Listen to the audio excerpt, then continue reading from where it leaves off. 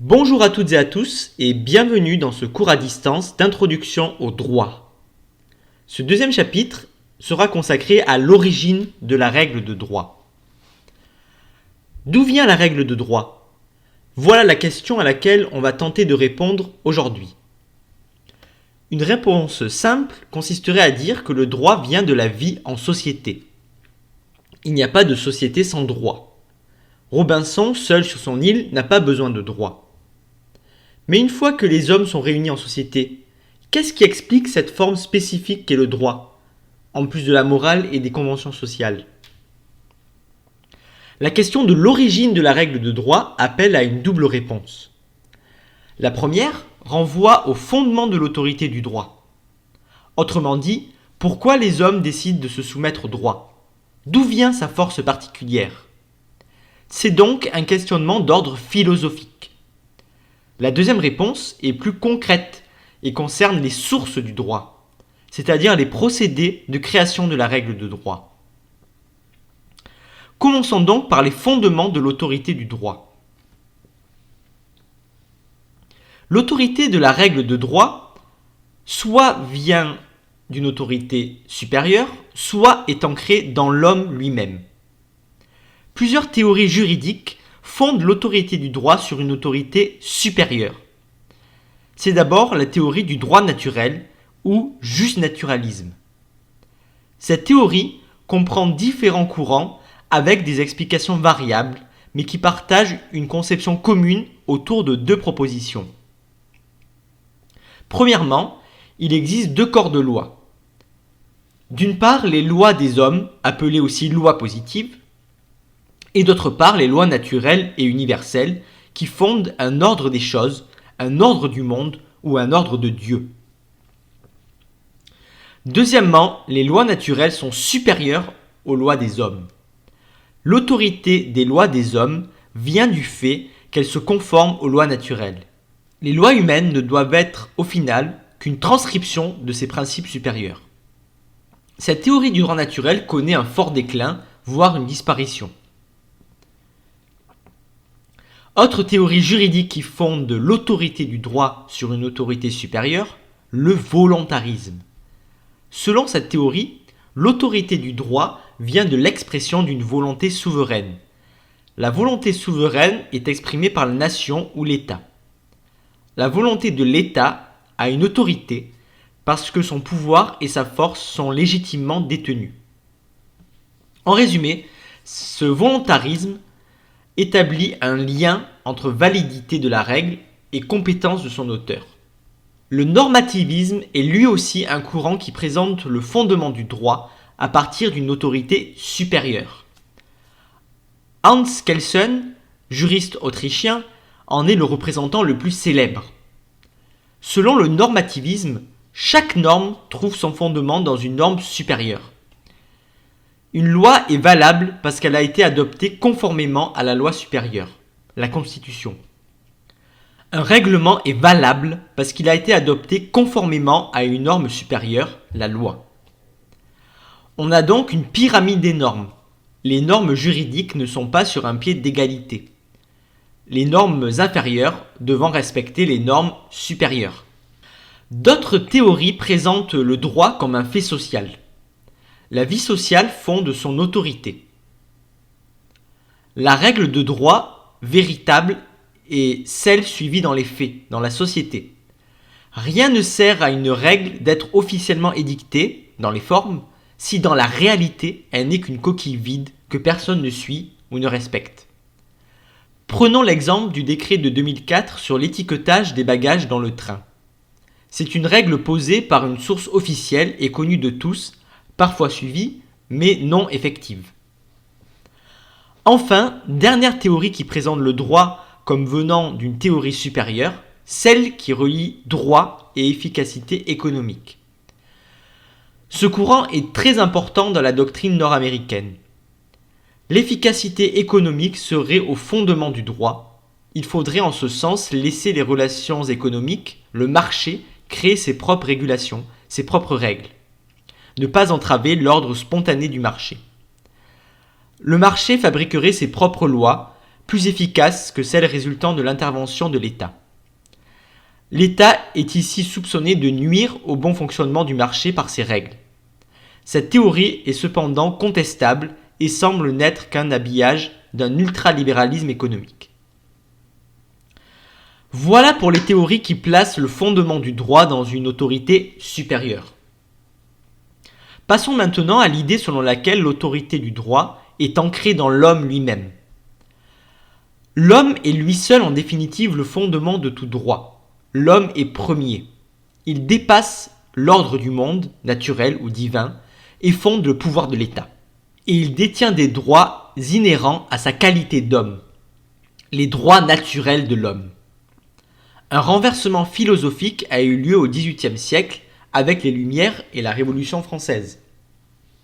L'homme naît avec des droits naturels et individuels propres à sa qualité d'homme et donc universels. La Déclaration des droits de l'homme et du citoyen de 1789 parle de droits naturels, inaliénables et sacrés de l'homme. Depuis cette date, les droits reconnus ont connu une évolution. On peut distinguer 3 générations de droits de l'homme. La première génération comporte les libertés classiques, appelées droits civils et politiques. Pour l'essentiel, ce sont les droits de l'homme déclarés en 1789. Ils consistent dans les possibilités d'agir accordées à un sujet et garanties par l'État. L'État se trouve alors dans un devoir d'abstention en ces matières, par exemple dans la liberté de religion ou dans la liberté d'aller et de venir. La deuxième génération de droits de l'homme concerne les droits économiques et sociaux. Ils peuvent être trouvés dans le préambule de la Constitution de 1946. Par exemple, le droit de grève, le droit à la protection sociale. Ce sont des droits créances. L'individu se voit reconnaître un pouvoir d'exiger de l'État certaines prestations. Enfin, la troisième génération de droits de l'homme regroupe les droits de solidarité.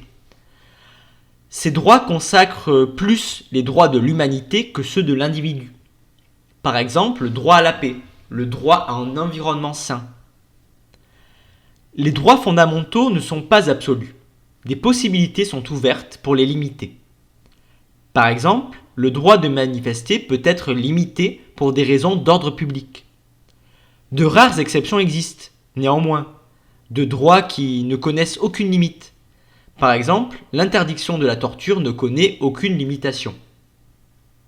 Le degré de protection des droits de l'homme a évolué au cours du temps. En 1789, la Déclaration des droits de l'homme et du citoyen n'a pas de portée juridique concrète. Elle est avant tout une déclaration politique. À la fin du XIXe siècle, ces libertés politiques vont devenir des libertés publiques. Le Parlement encadre alors leur protection contre d'éventuels excès du pouvoir exécutif. Il adopte des grandes lois. Par exemple, la loi sur la liberté de la presse en 1881, la loi sur la liberté d'association en 1901. À partir de 1958, les droits de l'homme sont garantis constitutionnellement. Le préambule de la Constitution de la Ve République rappelle l'attachement du peuple français à la Déclaration des droits de l'homme et du citoyen et au préambule de la Constitution de 1946. La conséquence d'une telle consécration constitutionnelle est que les libertés garanties s'imposent désormais aux législateurs et que les juges deviennent les gardiens de ce respect. Les droits de l'homme connaissent aussi, depuis la fin de la Seconde Guerre mondiale, en réaction aux barbaries nazies et fascistes, une proclamation au niveau international par les États. La Déclaration universelle des droits de l'homme, même si elle n'a qu'une valeur symbolique, a été adoptée par l'Assemblée générale des Nations unies en décembre 1948. Les États membres du Conseil de l'Europe ont signé en novembre 1950 une Convention européenne des droits de l'homme qui a, elle, valeur juridique. L'Union européenne a également adopté en l'an 2000 une charte des droits fondamentaux. Les droits fondamentaux sont souvent liés au fondement de l'état de droit. L'état de droit, à l'origine, était perçu de manière formelle. L'état de droit était celui dont l'action s'exerce dans le respect de la hiérarchie ou de la pyramide des normes. Aujourd'hui, on fait davantage référence à l'état de droit substantiel, quand on parle d'état de droit, c'est-à-dire à un état qui respecte des valeurs et principes portés par les droits fondamentaux. Dans le prolongement des droits de l'homme, le droit distingue habituellement droit objectif et droit subjectif. Le droit objectif regroupe l'ensemble des règles de droit. C'est le point de vue général et abstrait de la règle. C'est ce qu'on peut appeler le grand droit. Quant au droit subjectif, ce sont les droits accordés au sujet, c'est-à-dire à l'individu qui a des droits et des obligations juridiques. Les droits subjectifs sont donc le point de vue particulier et concret des individus et des situations. Ce sont les prérogatives reconnues au sujet de droit et dont l'atteinte pourrait être sanctionnée en justice. C'est ce qu'on peut appeler le petit droit. Le droit objectif et les droits subjectifs sont en fait la même chose, mais sous un autre angle. Prenons l'exemple de l'article 9 du Code civil, qui dispose que chacun a droit au respect de sa vie privée. C'est une règle de droit objectif, mais également chacun dispose individuellement d'un droit subjectif, de s'opposer à toute ingérence dans sa vie privée. Ce droit subjectif se compose d'un titulaire, vous, d'un objet, la vie privée, d'une relation juridique, une liberté, votre droit sur la vie privée, et enfin d'une protection juridique, c'est-à-dire la possibilité de faire sanctionner par un tribunal la publication d'un élément de votre vie privée. Autrement dit, les droits subjectifs sont consacrés par une règle de droit objectif. Mais toutes les règles de droit objectif ne consacrent pas nécessairement des droits subjectifs. Prenons l'exemple du droit au travail. Il est reconnu par la Constitution. Selon le préambule de la Constitution de 1946, chacun a le devoir de travailler et le droit d'obtenir un emploi. Toutefois, un chômeur ne peut espérer trouver un emploi en saisissant un juge sur le fondement de cet article.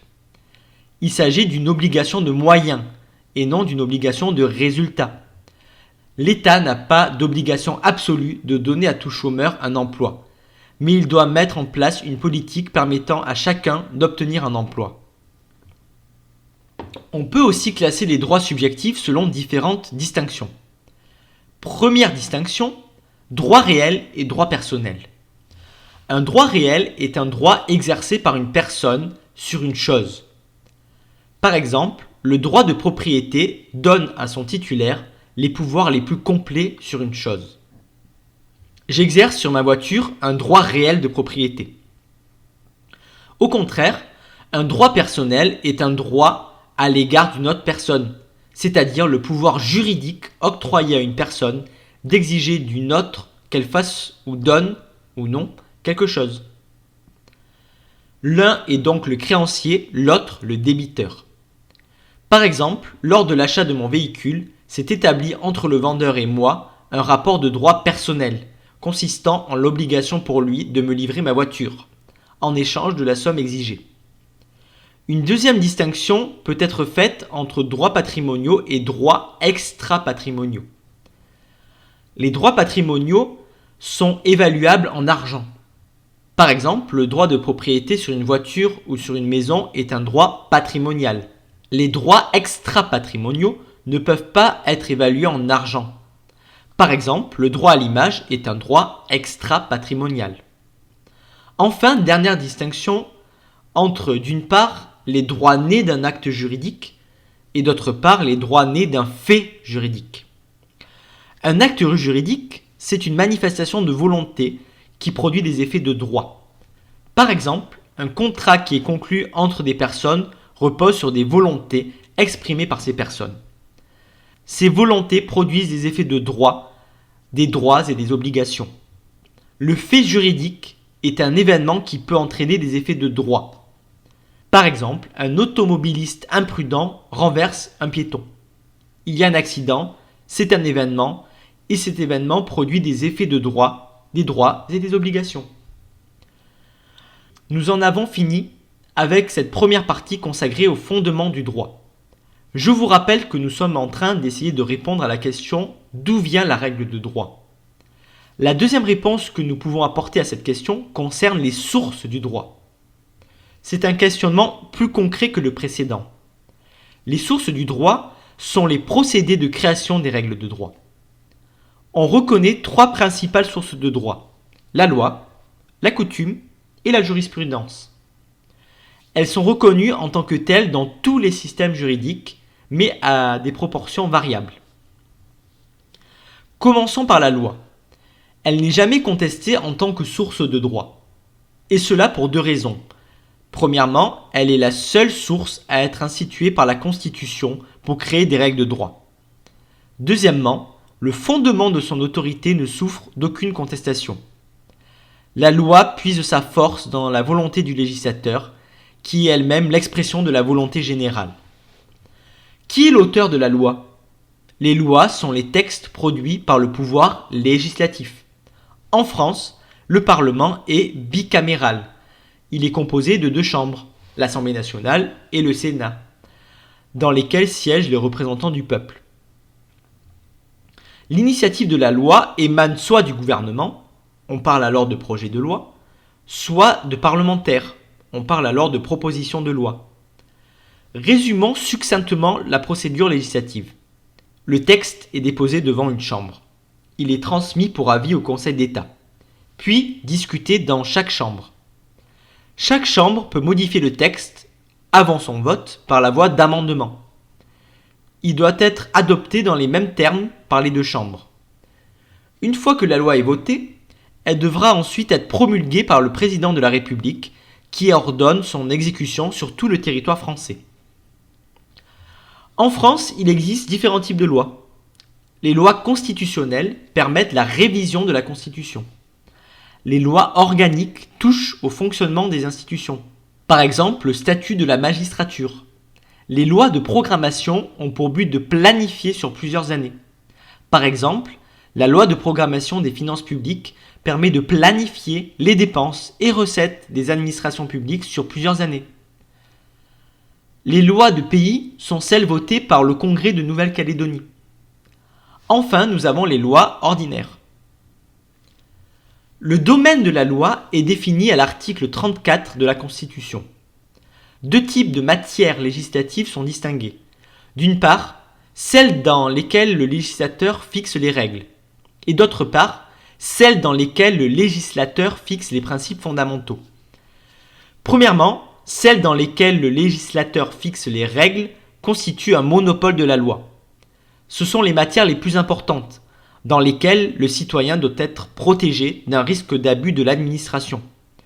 Il s'agit de grandes catégories classiques de la souveraineté: les impôts, les crimes et délits, la nationalité. Il s'agit aussi de domaines importants pour la démocratie, comme la liberté, le pluralisme et l'indépendance des médias. Ensuite, celles dans lesquelles le législateur fixe les principes fondamentaux entraînent une partition entre le pouvoir législatif et le pouvoir exécutif. Le pouvoir législatif fixe alors les grands traits, tandis que le pouvoir exécutif les détaille. Cela concerne par exemple l'enseignement ou le droit du travail. Toutes ces matières qui ne figurent pas dans l'énumération de l'article 34 tombent ipso facto dans la compétence du règlement. Pour finir sur cette première source primordiale qu'est la loi, on peut dire qu'en France existe une sorte d'hymne à la loi. La Révolution française signe l'avènement de la loi. L'article 6 de la Déclaration des droits de l'homme et du citoyen dispose que la loi est l'expression de la volonté générale. La Révolution marque la toute-puissance de la loi, car elle est la voix du peuple. Plus exactement, le peuple est souverain et s'exprime par l'intermédiaire de ses représentants, qui eux font la loi.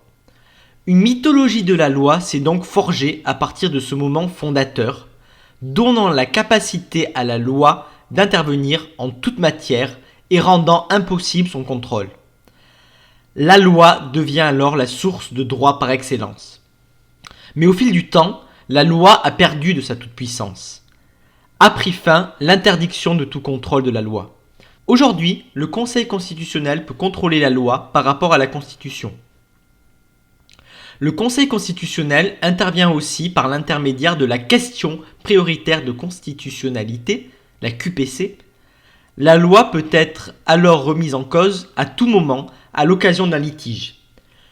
La loi peut être jugée inconstitutionnelle.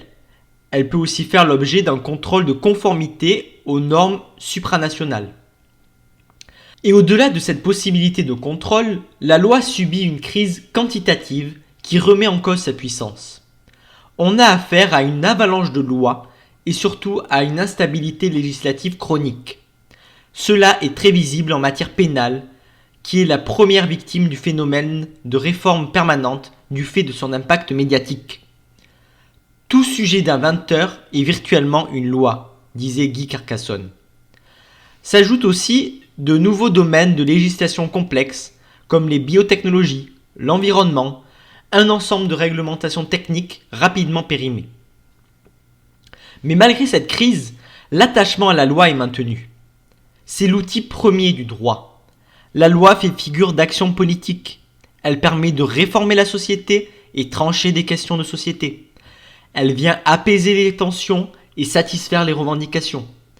Le réflexe de l'appel à la loi reste très vivace, aussi bien du côté des gouvernants qui pratiquent la législation émotionnelle que des gouvernés qui en appellent à la loi à la moindre difficulté. La loi a ainsi un effet d'apaisement, et ce quand bien même elle n'apporterait rien ou rien d'utile. La coutume est la deuxième source de droit. Commençons par définir ce qu'est la coutume. La coutume, c'est le droit non écrit. Elle est constituée de deux éléments, d'un élément matériel et d'un élément psychologique.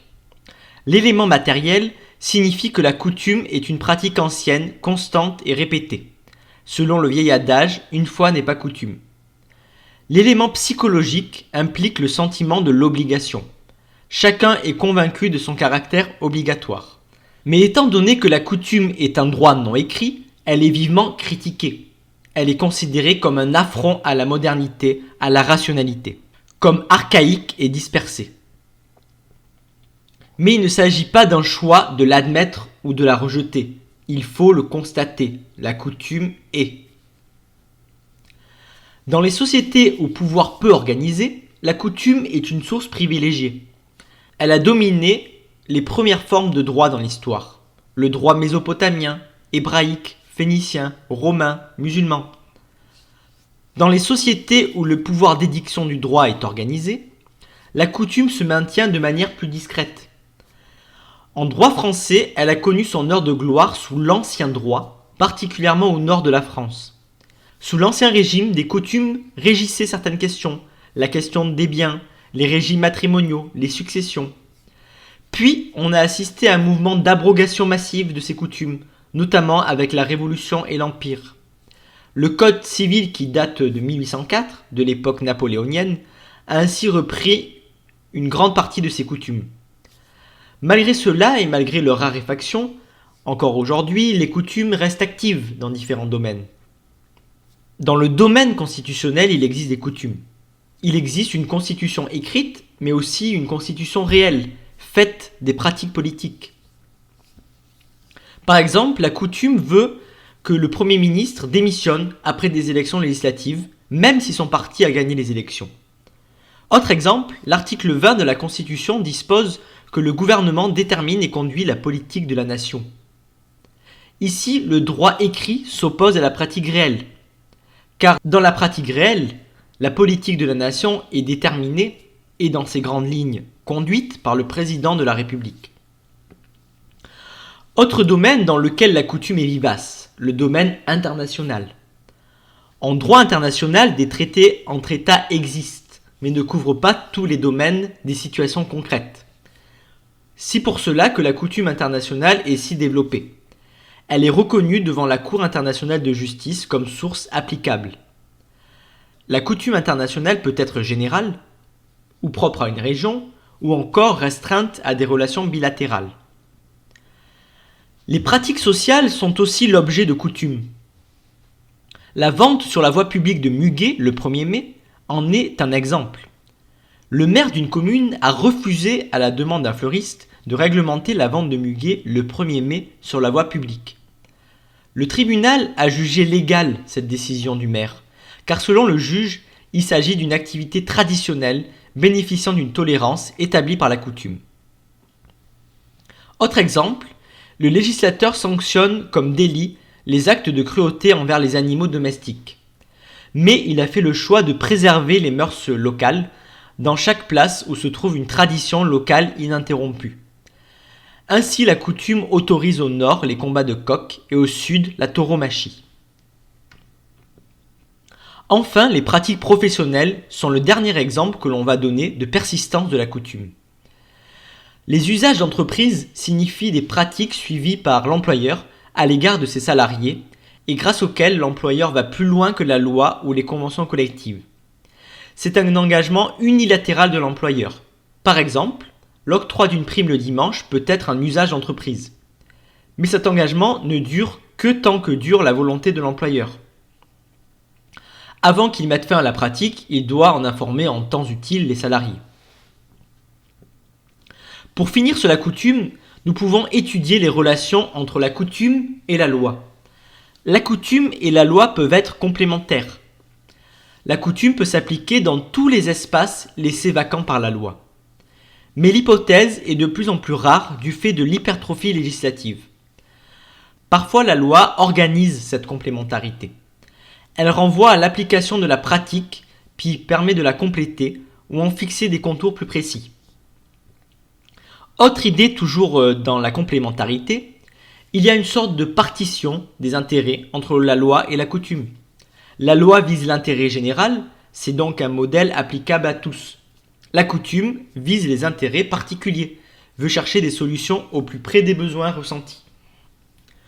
Autre type de relation entre la coutume et la loi, parfois la coutume est transformée en loi.